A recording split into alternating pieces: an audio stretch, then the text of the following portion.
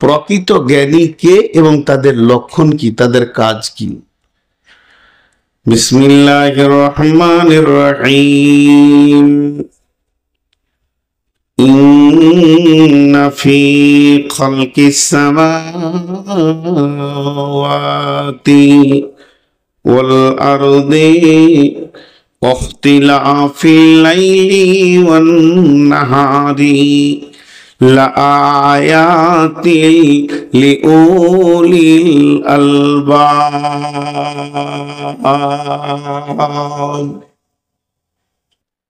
জীবন বিজ্ঞান যে পড়েছে, ভৌত বিজ্ঞান যে পড়েছে, রাষ্ট্রবিজ্ঞান যে পড়েছে, সমাজ বিজ্ঞানী যে হয়েছে, এদেরকে আমরা জ্ঞানী বলি। এমএসসি হয়েছে, মাস্টার্স করেছে, এমএম করেছে, এমডি করেছে, এমবিবিএস করেছে, কেউ আবার সার্জারি শিখেছে, এদেরকে আমরা জ্ঞানী বলি। কিন্তু আমার আল্লাহ বলছেন জ্ঞানী ব্যক্তির সাবজেক্ট হচ্ছে চারটা। পৃথিবীর বুকে চারটা বিষয় নিয়ে জ্ঞানী ব্যক্তি গবেষণা করবে। আর ওই গবেষণা করতে করতে গবেষণার মহাসমুদ্রে যে সে হীরের টুকরো পাবে, সেটা কি পাবে? এবং যেদিন থেকে সে জ্ঞানী হয়ে যাবে, সেই দিন থেকে তার চলাফেরা, উঠা বসা, সমস্ত লক্ষণগুলো চেঞ্জ হয়ে যাবে। সে কেমন ভাবে চলবে আর তার মুখ কি বলবে? মা আমার, বোন আমার, জ্ঞানী ব্যক্তিকে তাকে চারখানা বিষয়ে পারদর্শী হতে হবে। আমার আল্লাহ বলছেন ইন্না ফি খালকিস সামাওয়াতি ওয়াল আরদি। সে আসমানের দিকে তাকাবে, আসমানটা কেমন করে তৈরি হলো, আসমানটা কি অবস্থায় দাঁড়িয়ে আছে, আসমান সৌর জগতে কি রয়েছে, এটাকে যে আল্লাহ সাজিয়ে রেখেছেন। ওয়ালাকাদ যায়্যানাস সামাআদ দুনিয়া বিমাসাবিহা ওয়া জাআলনাহা রুজুমান লিশ-শায়াতিনি ওয়া আ'তাদনা লাহুম আযাবাস সাঈর। তারপরে ওয়াস-সামাওয়াতি ওয়াল আরদি, মাটি কিনে গবেষণা করবে। এই জমিনটা আমার রব বানিয়েছেন, জমিনের ভিতরে কি কি মাল গোপন করা রয়েছে, আর জমিনের অবস্থান কেমন ভাবে হলো, আর জমিনই বা ধ্বংস কেমন ভাবে হবে, জমিনের গর্ভে কত দামি দামি মাল রয়েছে, এগুলোকে নিয়ে সে গবেষণা করবে। আর 3 নম্বর গবেষণা করবে ওয়াখতিলাফিল লাইল, রাত কিভাবে সৃষ্টি হলো, রাতের পেছনে কেমন করে দিন ধরছে, দিনের পেছনে রাত ধরছে, কেউ কাউকে ধরতে পারছে না। তবে এই যে পরিবর্তন, দিবারাত্রির পরিবর্তনের অ্যাকুরেটির দিকে সে গবেষণা করবে। যখন এই চারটা জিনিসের উপরে তার গবেষণা হয়ে যাবে, আমার আল্লাহ বলছেন লিআয়াতিল লিউলিল আলবাব, আমি জ্ঞানী ব্যক্তিদের জন্য এই চারটা জায়গাতে জ্ঞান ভান্ডারের ধন ভান্ডার রেখে দিয়েছি।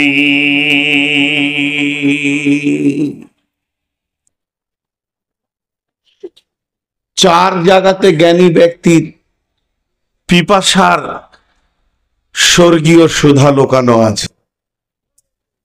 পিপাসাক্ত ব্যক্তি যেমন পানি পেলে তার দিল আশুদা হয়ে যায়, প্রকৃত মাবুদকে যারা খুঁজে তারা এই চার জায়গাতে, আসমান জগৎ, জি এই আসমান কত বড়, কে বানিয়েছেন, এর বাণী কে?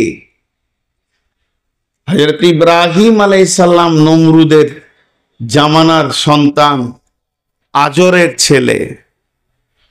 তখন কি কাফেররা বিভিন্ন রকম আইন করত, ইজাব্বিহুনা আবনা আকুম ওয়া ইয়াস্তাহিউনা নিসা আকুম, ইজাব্বিহুনা নিসা আকুম ওয়া ইয়াস্তাহিউনা আবনা আকুম। যখন যেটা মন যেত, কোরআন বলতে তারা আইন করত। একবার আইন হলো মেয়েগুলোকে কেটে ফেলে দাও, পুঁতে দাও, জীবিত মেরে দাও, মেয়ে ছেলে রাখা যাবে না, কলঙ্ক। আর বেটা ছেলেদেরকে মারিও না। আবার আইন তৈরি হলো ফেরাউনের জামানাতে, মুসার জামানাতে, বেটা ছেলেদেরকে মেরে দাও, বেটা ছেলেদেরকে মেরে দাও, মেয়েদেরকে বাঁচিয়ে রাখো। তখন পুরুষ মারা শুরু হলো। তো যে নমরুদ এই আইনটা করছে, যে নমরুদের সংসদে আইন বিল পাস হলো যে একটা পুরুষ রাখা যাবে না, এদেরকে মেরে দাও, সেই সংসদের একজন সংসদ সদস্য হচ্ছে আজর, ইব্রাহিমের বাপ। আইনের সঙ্গে হাত মিলিয়েছে, কিন্তু ওর ঘরেই বেটা ছেলে হয়েছে। কুদরত কাকে বলে, ক্ষমতা কাকে বলে? আমার রব ইব্রাহিমকে বাঁচাবেন, আজরের দিলে মহব্বত সঞ্চার দিয়ে দিলেন। আজর করল কি, ইব্রাহিমকে পাহাড়ের গুহাতে লুকিয়ে রাখলো। একটু ছেলে বড় হয়েছে, চলাফেরার মতো হয়েছে, কথা বলার মতো। এমন সময় আব্বা তার সন্তানকে সেই পাহাড় থেকে আনছে, আব্বার আঙুল ধরে ইব্রাহিম হাঁটছেন। ইব্রাহিমের প্রথম প্রশ্ন, ছোট ছোট ছেলে লুতুপ লুতুপ কথাতে আব্বা মাকে প্রশ্ন করে, আব্বা এটা কি, ওটা কি? ইব্রাহিম বলে উঠলেন, আব্বা মাথার উপরে বিশাল একটা জিনিস দেখি, এটা কি? বলে, এটা আসমান। যেটা হাঁটছি এটা কি? না, এটা জমিন। যেটা আমাকে আলো দেয় ওটা কে? না সূর্য। এটা প্রবাহমানটা কি? এর নাম নদী। ইব্রাহিম প্রশ্ন করে যায়, আজর উত্তর দিয়ে যায়। একসময় ইব্রাহিমের মুখ থেকে বের হয়ে গেল, আব্বা জান, এ বিশাল আসমান আর এ বিশাল জমিনকে কে বানিয়েছে? সেটাকে, সে কোন এমন একজন যে বিশাল আসমান আর জমিন বানিয়েছেন? আজরের মনের নিয়ত, আমি নমরুদকে দেখাবো আর ছেলেকে বলবো, বাবা ইনি হলেন আমাদের মাবুদ। তখন বলছে, বাবা তুমি চুপ করো, আসমান জমিনের মালিকের কাছে তোমাকে নিয়ে যাওয়া হবে। যখন আজর নিয়ে গেলেন ছেলেকে, নমরুদকে দেখালেন, এটাই আমাদের মাবুদ, আসমানের মালিক, জমিনের মালিক। ইব্রাহিমের প্রশ্ন এসে গেল, আব্বা জান ওকেই বা কে বানিয়েছে? এই কথাতে আরো জটিলতা বেড়ে গেল। তা আমার রব বলছেন, মুমিন যে হবে একবার আসমানের দিকে তাকিয়ে দেখবে আমি আসমানটা কেমন করে সাজিয়েছি। আল্লাহ সূরা তাবারাকাল্লাযী মুলকের মধ্যে বলছেন, কি বলছেন? তাবারাকাল্লাযী বিয়াদিহিল মুলকু ওয়া হুয়া আলা কুল্লি শাইইন কাদির আল্লাযী খালাকাল মাউতা ওয়াল হায়াতা লিয়াবলুয়াকুম আইয়ুকুম আহসানু আমালা ওয়া হুয়াল আজিজুল গফুর আল্লাযী খালাকা সাবআ সামাওয়াতিন তিবাকা মা তারা ফি খালকির রহমানি মিন তাফাউত সুম্মা আরজি'ল বাসারা কাররাতাইনি ইয়ানকালিব ইলাইকাল বাসারু খাসিয়া ওয়া হুয়া হাসির। আমার রব যে সাত আসমানকে বানিয়েছে, আল্লাহর রহমানের সৃষ্টির ভিতরে কোনো কি তোমরা পার্থক্য দেখতে পেয়েছ? তোমরা কি তার মধ্যে কোনো ভুল পেয়েছ? কোন কি ফাটল পেয়েছ? হে বিশ্ববাসী, তোমরা তোমাদের জ্ঞানের বহর দিয়ে চোখ দুটিকে তাকিয়ে দেখো। একবারে যদি না পারবে বারবার দেখো। সুম্মার জিল বাসারা কাররাতাইনি ইয়ানকালিব ইলাইকাল বাসার। এরপরও যদি তোমরা আবার তাকাও, রবের একটা ভুল বের করে দিতে পারো নাকি? তোমার যে দৃষ্টি শক্তি নত হয়ে তোমার কাছে ফিরে আসবে, কিন্তু আমার রবের একটা ভুল বের করতে পারবে না।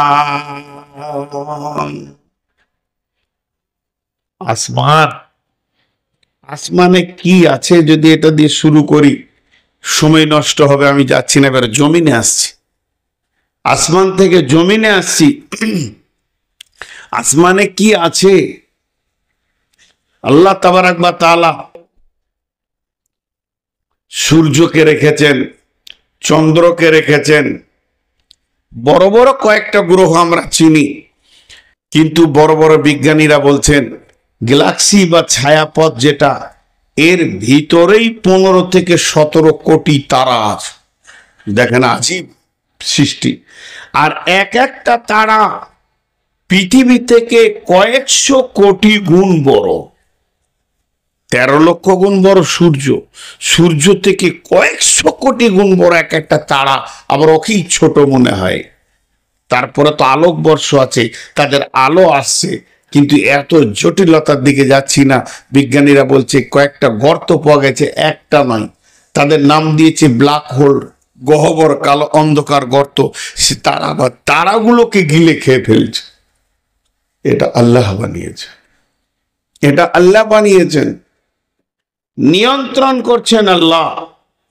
জি, বিসমিল্লাহির রহমানির রহিম।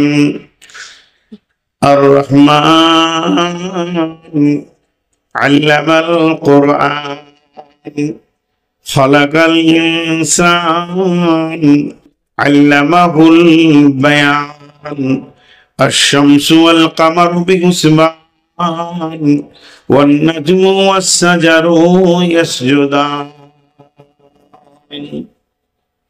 আবার আল্লাহ বলছেন ওয়াস-সামাই ওয়াত-তারিক ওয়ামা আদরাকা মাত-তারিক আন-নাজমুস-সাকিব।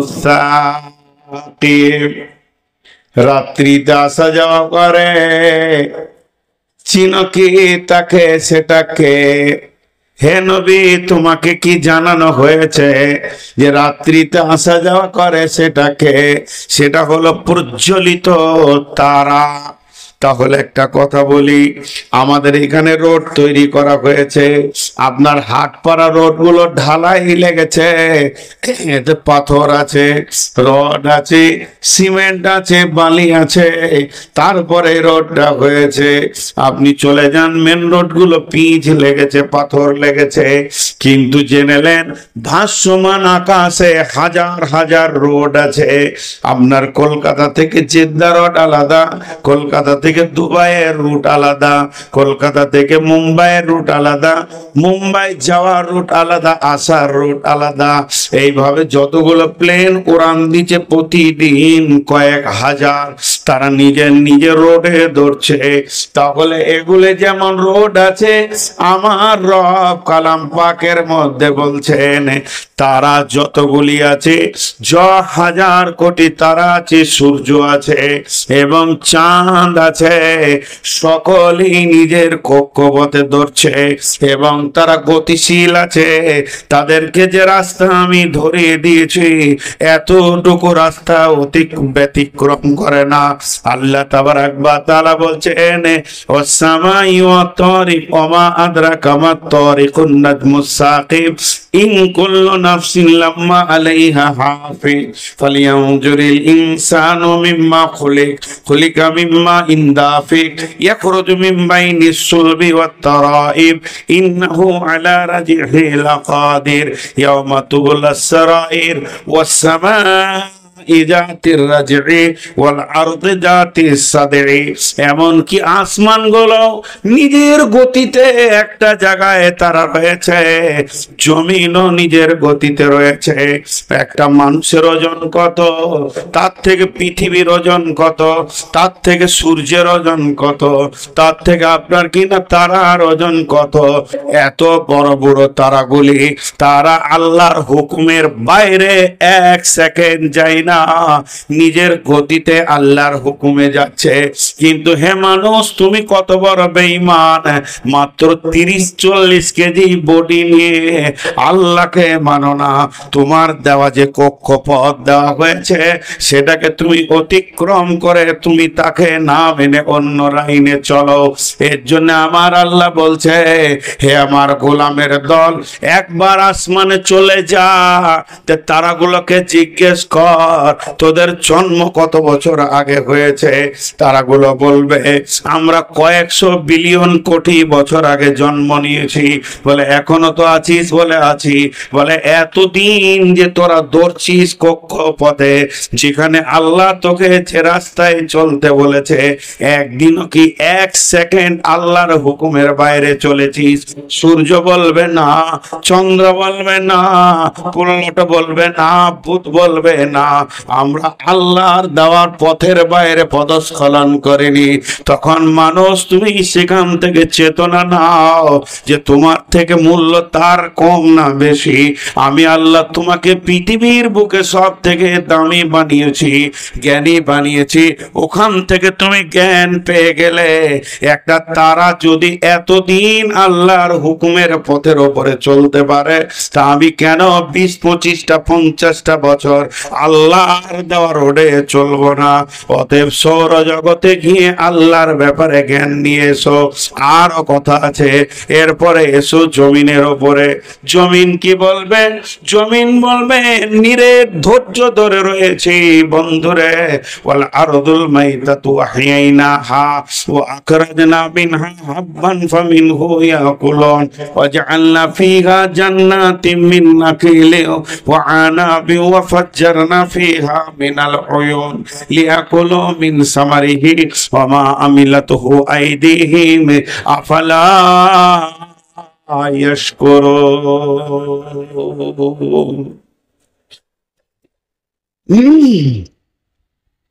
জি ভাই, মা বোন আমার, পৃথিবীর সব আল্লাহর হুকুমে গতিশীল, শুধু মানুষ আল্লাহর হুকুমের বাইরে গতিশীল। জমিন প্রতি বছর মারা যায়, জমিন প্রতি বছর মারা যায়। আমার আল্লাহ বলেন ওয়াল আরদুল মাইতাতু আহইনাহা, আমি তাকে আবার জীবিত করি।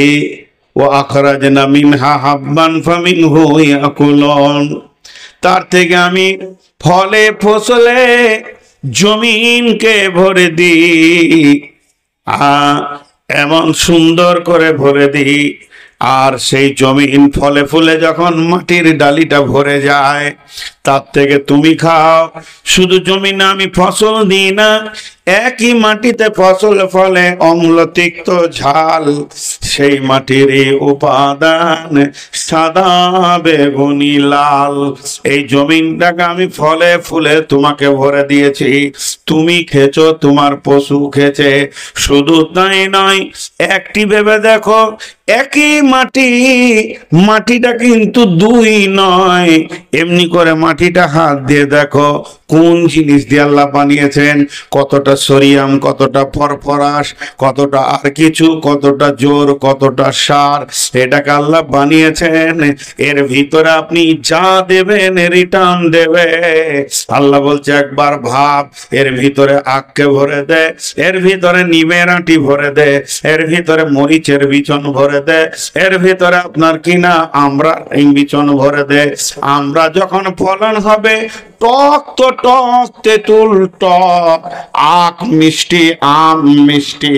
এর ভিতরে নিমের আঁটি থেকে তুই যখন খাবি তো তিতা, কালমিক হবে তিতা। আবার মরিচকে দিবি তো ঝাল। তাহলে একই মাটি, এর ভিতরে কোন কারিশমা আছে? একই মাটির রস, একই মাটির জ্বর, একই মাটির ফরফরাস। আমি রব কত কারিশমা দিয়ে এটাকে বানিয়েছি। এই মাটিতে যদি পটলের লতকে ভরে দাও, এই মাটিতে যদি তুমি বাঁশকে গেড়ে দাও, এই মাটিতে যদি তুমি আপনার কিনা আখকে গেড়ে দাও, তার গাছ হয়ে যাবে, রিটার্ন দিয়ে দেবে তোমাকে। কিন্তু তুমি কি ভেবে দেখো না, এই মাটিটা এত মজবুত, যদি একটা লোহার রডকে ভরে দাও, 2 বছর পর তার আর অস্তিত্ব বলে কিছুই থাকবে না, তাকে তিলে তিলে খেয়ে নেবে। শুধু তাই নয়, এই মোর হাতে কোদাল ধরিয়া কঠিন মাটির তলে গাড়িয়া দিয়াছি কত সোনা মুখ নয় চোখের জলে। মাটির ভিতরে কি কারিশমা ভরে রেখেছি, দাদা গেল, দাদি গেল, নানা গেল, নানি গেল, আব্বা গেল, মা গেল, পুঁতে দিলাম, খেয়ে নিল, মিটে গেল, আর হাড্ডিও পর্যন্ত খুঁজে পাওয়া যাচ্ছে না। তাহলে হে মাটি, তোমাকে কে বানিয়েছে? আমার রব বলছেন, আমি মাটির ডালিখানা শুকনো থাকে ফলে ফুলে ভরে দিই। শুধু তাই নয়, ফিল্টার করা পানি মাটির নিচে থেকে তুমি তোলো এবং সেটাকে তুমি পান করো। এবার পান করার পর তোমার এত বেঈমান, আফালা ইয়াশকুরুন, তোমাদের জবানে কি একবার বের হয় না আলহামদুলিল্লাহ? আমরা জ্ঞানী না আমরা বোকা? বোকা শব্দটা কেউ নেবে না। আমার বুদ্ধি নাই, আমার হুঁশ নাই, এটা কেউ শুনতে চাইবে না। সারা আসমান জগতে গিয়ে খবর নিয়েছো তার আল্লাহর হুকুমে আছে, আর জমিন তোমার সাথে আজও বেঈমানি করেনি। ধান, গম, আনাজ, ফল, আম, মৌসুমী দিতেই আছে, সেগুলো খাও, হে পেট ভরে, কিন্তু মুখ দিয়ে শুকরিয়া বের হয় না। তুমি কেমন জ্ঞানী? এবার চলেন 3 নম্বর হলো রাত। ও আগতাশা লাইলাহা, আল্লাহ বলছেন আমি রাতকে ঢেকে দিয়েছি আন্ধার দিয়ে। ও আগতাশা লাইলাহা ওয়া জাআলনাল লাইলা লিবাসা, রাতকে তোমাদের জন্য লিবাস করেছি, এই রাত তোমাদের লিবাসের কাজে লাগে।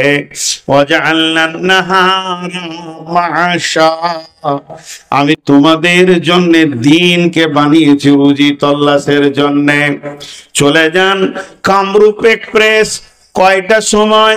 কামরূপের টাইম হচ্ছে রাত্রি 11:20। জঙ্গিপুর স্টেশনে এসে কোথায় যাবে? সে যাবে আপনার কিনা ডিব্রুটিগড়। আপনি 11টার সময় পৌঁছে গেলেন, 11:20, এখনো হাতে 20 মিনিট আছে। পাইচারি করছেন, মাইকে শব্দ উঠলো যে কামরূপ 1 নম্বর প্ল্যাটফর্মে আসছে।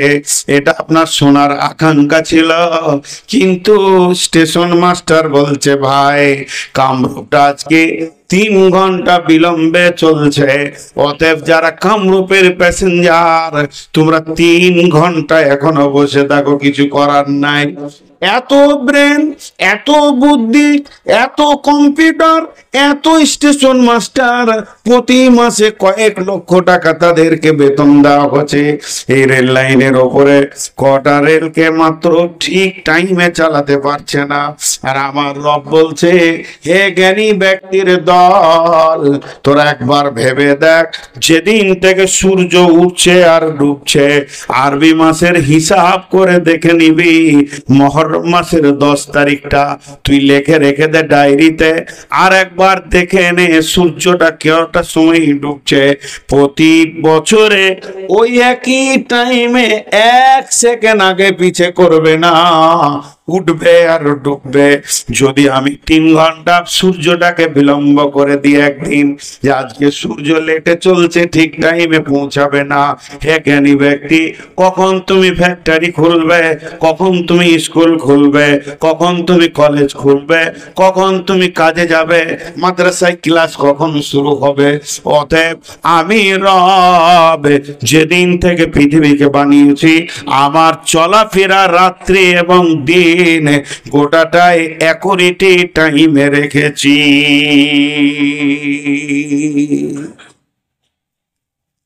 ভাইয়া, এবার সাদা বটা কয়টা মোটা কথা বলো, একটু মনোযোগ। এতক্ষণ উপস্থাপনাতেই কাটিয়ে নিলাম। এই আয়াতটা আমি নিয়েছি আজকে বক্তব্যের বিষয় হিসেবে। তো জ্ঞানী ব্যক্তি যারা হবে, তারা এই 4টা জিনিসকে খেয়াল করে আল্লাহকে বের করবে, আল্লাহকে বের করবে।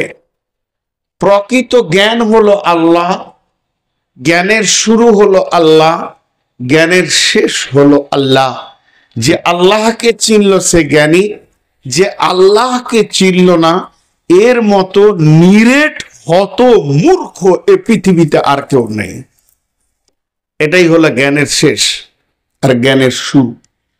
জ্ঞানের শুরু আল্লাহ, আল্লাহ আলাস্তু বিরাব্বিকুম, সেই আলামে আরো আতে রব দিয়ে শুরু হয়েছে জ্ঞান শিক্ষা। আর আল্লাহ রসুল বলছে যখন ও পৃথিবী থেকে বিদায় নেবে তো ওকে তালকিন দাও আল্লাহর নাম, কালেমায়ে শাহাদাতের তালকিন দাও। তার মানে জ্ঞানের শুরুতেও আল্লাহ, জ্ঞানের শেষেও আল্লাহ। যে আল্লাহকে চিনল সে সব কিছু চিনল। এবার জ্ঞানী ব্যক্তি কেমন হবে একটু ইশারায় একটা উদাহরণ দিব, এছাড়া আর কোনো উদাহরণ আমি খুঁজে পাচ্ছি না বর্তমানে। একটা ছেলে বা মেয়ে, বাচ্চা ছেলে আছে দেখবেন, ওর কাজ চলাফেরা বাচ্চার মতো, কাজ চলাফেরা বাচ্চার মতো, ইশারাই বলছি বুঝে নেবেন। ছেলেটা আস্তে আস্তে বড় হচ্ছে, ওর ভিতরে যৌন তরঙ্গ এসেছে। তরঙ্গটা এসেছে তো বলে আসেনি, পোস্টার হয়নি, প্রচার হয়নি, মাইকিং হয়নি। ছেলে হোক আর মেয়ে হোক, যখনই যৌন চেতনা এসে যাবে ওর পুরো চলাফেরা সব চেঞ্জ হয়ে যাবে, পুরো চেঞ্জ হয়ে যাবে আস্তে আস্তে। আল্লাহ তাবারাক ওয়া তাআলা বলছেন যার ভিতরে জ্ঞান ঢুকে যাবে, যে ব্যক্তিটা জ্ঞানী হয়ে যাবে, আপনার কাছে জ্ঞানী, আমার কাছে জ্ঞানী, পৃথিবীর মানুষের কাছে জ্ঞানী, এই জ্ঞানীটা নয়। যে ব্যক্তিটা আল্লাহর কাছে জ্ঞানী হবে ওই লোকটা চলাফেরা কেমন হবে আমার রব বলছেন। তিনি কি বলছেন? আল্লাযীনা ইয়াযকুরুনাল্লাহা কিয়ামান ওয়া কুউদান ওয়া আলা জুনুবিহিম ওয়া ইয়াতাফাক্কারুনা ফী খালকিস সামাওয়াতি ওয়াল আরদি রব্বানা মা খালাকতা হাযা বাতিলান সুবহানাকা ফাকিনা আযাবান নার। বাস এটাই হলো আজকে বক্তব্যের শুরু, আর এটাই থাকবে শেষ পর্যন্ত। জ্ঞানী ব্যক্তি যে হবে সে আল্লাহকে স্মরণ করবে, সে কোনো সময় নিজেকে আল্লাহর জিকির থেকে, স্মরণ থেকে খালি রাখবে না। এই ভাই তোমার মোবাইলে আলো বন্ধ করো, শেষ পর্যন্ত বলা করালো তারপর ছাড়লো। প্রতি মুহূর্তে মনে মনে করছি এবারও বন্ধ করবে।